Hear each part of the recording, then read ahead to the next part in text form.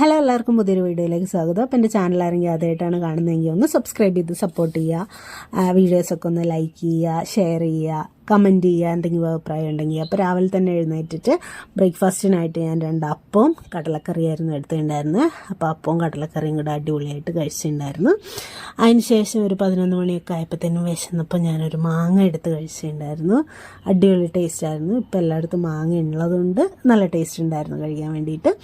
പിന്നെ ഉച്ചയ്ക്ക് ചോറും വാഴച്ചുണ്ട് ഉപ്പേരി ഉണ്ടായിരുന്നു. നമ്മുടെ തൊട്ട് താഴെ തന്നെ വാഴയുടെ തോട്ടമായതുകൊണ്ട് അതിനൊട്ടും ക്ഷാമല്ലായിരുന്നു.